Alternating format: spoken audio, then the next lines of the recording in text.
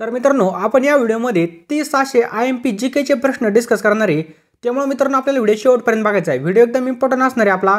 तर चला video start करूयात। आपल्या व्हिडिओचा पहिला प्रश्न काय आहे, समुद्राची खोली मोजण्याच्या साधनाला काय म्हणतात? एकदम इम्पॉर्टंट प्रश्न आहे। तर जी काही समुद्राची खोली ते मोजण्याच्या साधनाला काय म्हणतात? फेदोमीटर असं म्हणतात। आलं लक्षात? फेदोमीटर। दुसरा प्रश्न काय विचारला आपल्याला, प्रकाश संश्लेषण क्रियेमध्ये डॅश डॅश वायूची गरज असते। जे काही प्रकाश संश्लेषण क्रिया आहे यामध्ये कोणत्या वायूची गरज असते? एकदम IMP प्रश्न आहे। तर प्रकाश संश्लेषण क्रियेमध्ये कोणत्या वायूची? ऑप्शन क्रमांक सी कार्बन डायऑक्साइड या वायूची गरज असते। ऑप्शन क्रमांक सी कार्बन डायऑक्साइड या वायूची गरज असते। आदिवासी समाजाने पर्यावरणासाठी केलेलं आंदोलन कोणतं होतं? जे काही आदिवासी समाज आहे त्या समाजाने पर्यावरणासाठी केलेले आंदोलन त्याचं नाव विचारले आपल्याला। तर त्या आंदोलनाचं नाव काय होतं? चिपको आंदोलन। काय होतं? चिपको आंदोलन हे त्या आंदोलनाचं नाव होतं। चौथा प्रश्न काय बघा, संपूर्ण देशभर एकाच वेळी जनगणना केव्हापासून सुरू करण्यात आली? संपूर्ण देशभरात एकाच वेळी जनगणना केव्हापासून सुरू करण्यात आली? चला पटकन आन्सर द्यायचं आहे।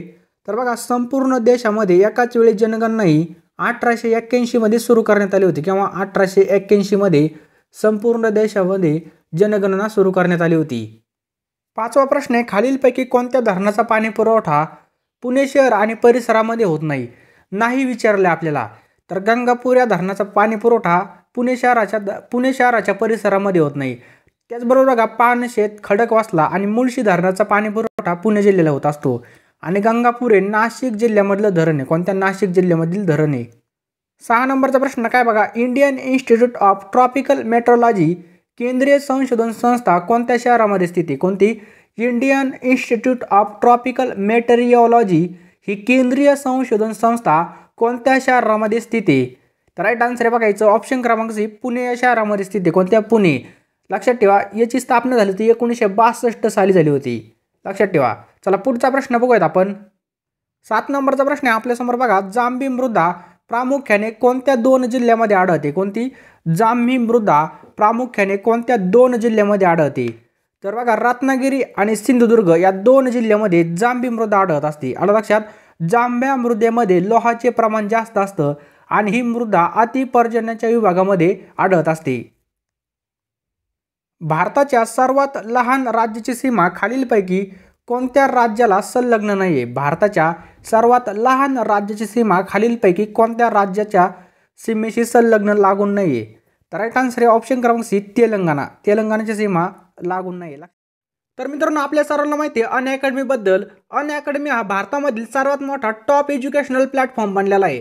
आणि हे ॲप्लिकेशन डाउनलोड करण्यासाठी बघा तुम्हाला प्ले स्टोअरमध्ये जाऊन अनअकॅडमी सर्च करून अनअकॅडमी लर्निंग ॲप सर्च करून काय करायचं आपल्याला? डाउनलोड करायचं आहे। आणि बघा तुम्ही कोणता पण कोर्स घेतला त्या ठिकाणी म्हणून क्लास लावले तर 10% सूटसाठी आपला रेफरल कोड तुम्ही यूज करू शकता। रेफरल कोड काय आपला? SMB 2020 SMB 2020 हा आपला रेफरल कोड आहे। अनअकॅडमी आपल्यासाठी धूर्ता अभ्यासा बॅच फॉर MST CET 2021 साठी घेऊन आलेली। यामध्ये बघा आपल्याला आपला ग्रुप कोणता पण असेल, PCMB असेल त्याचबरोबर PCB असेल, कोणता पण ग्रुपसाठी ही बॅच अवेलेबल आहे। पूर्णपणे फायदा करून घेण्यासाठी बघा मित्रांनो लगेच तुम्ही ही बॅच जॉईन करू शकता, लगेच याचा फायदा घेऊ शकता। सर्वांना फायदा होणार आहे आणि सगळी माहिती आपण डिस्क्रिप्शनमध्ये टाकलेली। तर मित्रांनो आपले कोणी जर मित्र MST CET ची तयारी करत असतील तर त्यांना हा नक्कीच व्हिडिओ शेअर करा, त्यांना 100% फायदा होणार आहे। सगळी माहिती आपण खाली डिस्क्रिप्शन बॉक्समध्ये टाकलेली। आणि मित्रांनो अनअकॅडमीवरून आपण कोणतं पण सबस्क्रिप्शन घेतलं तर तुम्ही आपला रेफरल कोड यूज करून सबस्क्रिप्शन घेऊ शकता। आपल्याला त्यावरती 10% डिस्काउंट मिळणार आहे। त्यामुळे मित्रांनो लगेच तुम्ही घेऊ शकता। त्याचबरोबर आपल्याला काय करायचं आहे बघा, अजून सुद्धा आपण अनअकॅडमीचं लर्निंग ॲप्लिकेशन डाउनलोड नसेल केलं तर डाउनलोड करून घ्या। कारण की बघा या ठिकाणी आपल्याला टॉप एज्युकेटर्सकडून कोणत्या पण विषयाची तुम्ही तयारी करत असाल तर आपल्याला त्या ठिकाणी फायदा होणार आहे। त्यामुळे मित्रांनो लगेच तुम्ही डाउनलोड करा। खाली डिस्क्रिप्शन बॉक्समध्ये आपण सगळ्या लिंक टाकलेल्या त्यावर क्लिक करून तुम्ही डाउनलोड करू शकता। चला आता आपला व्हिडिओ स्टार्ट करूयात।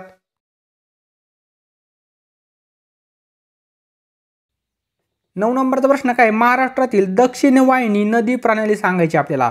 महाराष्ट्रातील दक्षिण वाहिनी नदी प्रणाली सांगा। तर राईट आन्सर आहे ऑप्शन क्रमांक सी वर्धा आणि वैनगंगा ही काय महाराष्ट्रातील दक्षिण वाहिनी नदी प्रणाली आहे।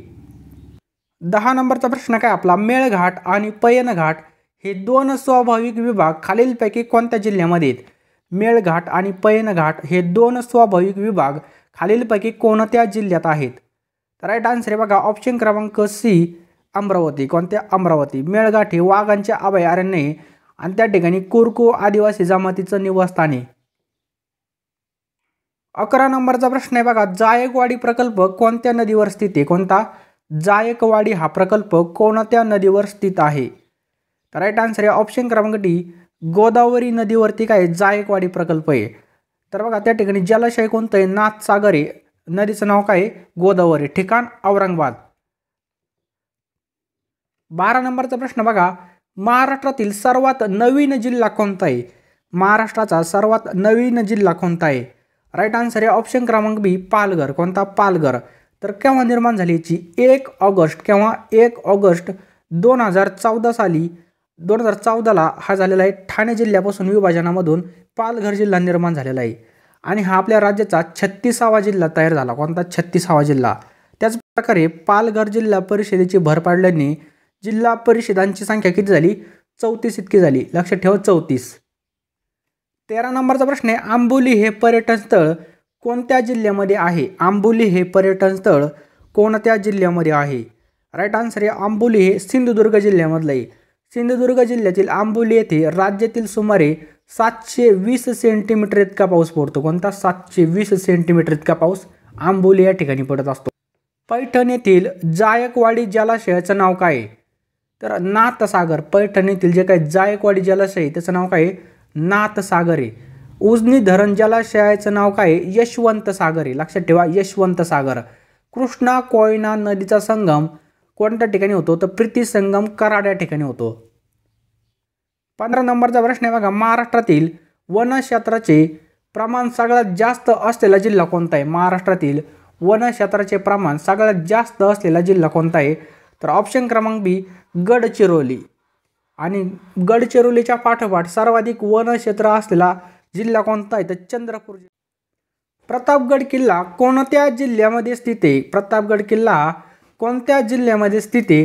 तर आपल्याला माहितच आहे सातारा जिल्ह्यामध्ये काय प्रतापगड किल्ला स्थित आहे. आलं लक्षात? सातारा जिल्ह्यामध्ये. सातारा जिल्ह्यामध्ये इतर किल्ले कोणते कोणते आहेत? सज्जनगड आहे. कोणता? सज्जनगड.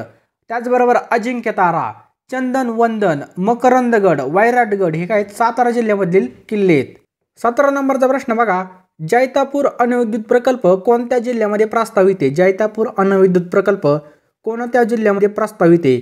तर जैतापूर अणुविद्युत प्रकल्प हा रत्नागिरी जिल्ह्यामध्ये. कोणत्या? रत्नागिरी. आलं लक्षात?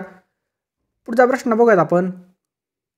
पंढरपूर हे कोणत्या नदीच्या काठावर वसलेलं आहे. पंढरपूर हे कोणत्या नदीच्या काठावर आहे. तर पंढरपूर हे भीमा नदीच्या काठावर आहे. कोणत्या? भीमा. त्याचबरोबर बघा कृष्णा नदीवरचे शहरं कोणते कोणते आहेत. कृष्णा. तर लक्षात ठेवा बघा जे काही नदी काठावरचे शहर आहेत हे बघा पोस्टमन भरतीला फिक्समध्ये पडत होते आणि नदीचं उगमस्थान त्यावर सुद्धा प्रश्न पडत होते. तर कृष्णा नदीवर कोणते कोणते शहर आहेत. सांगली आहे, मिरज आहे, कराड आहे, त्याचबरोबर वाईसुद्धा आहे, औदुंबर आहे, नरसोबतची वाडीसुद्धा आहे. आणि जे काही इंद्रायणी नदी आहे, इंद्रायणी नदी काठावर कोणते कोणते आहेत.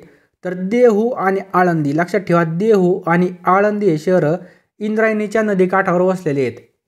19 नंबरचा प्रश्न बघा, तानसा धरण कोणत्या जिल्ह्यामध्ये. कोणतं? तानसा धरण हे कोणत्या जिल्ह्यामध्ये स्थित आहे. तर जे काय तानसा धरण हे ठाणे जिल्ह्यामध्ये स्थित आहे. कोणत्या? ठाणे. तर बघा ठाणे हे बघा तलावांचं शहर आहे. ठाणे जिल्ह्यात धरण कोणते कोणते आहेत. वैतरणा नदीवर कोणतं धरण आहे. मोडक सागर आहे. कोणतं? मोडक सागर. त्याचबरोबर बघा भातसावरील भातसा नदीवरील भातसा धरण आहे, 12वी धरण आहे, सूर्या नदीवरील धामणी धरण आहेत. एवढे बघा ठाणे जिल्ह्यामधले धरणं आहेत. 20 नंबरचा प्रश्न काय बघा, सन 2011च्या जनगणनेनुसार भारताची लोकसंख्या सुमारे किती होती. सन 2011च्या जनगणनेनुसार भारताची लोकसंख्या सुमारे किती होती. तर 121 कोटी. किती? 121 कोटी. सिंधुदुर्ग किल्ला कोणत्या साली बांधला होता. तर बघा सिंधुदुर्ग किल्ला कोणत्या वर्षी बांधण्यात आलेला आहे. तर याचं बरोबर उत्तर आहे बघा ऑप्शन क्रमांक ए 1664 साली किंवा 1664 साली. खालीलपैकी कोणत्या जिल्ह्याची सीमा सिंधुदुर्ग जिल्ह्याला लागत नाही.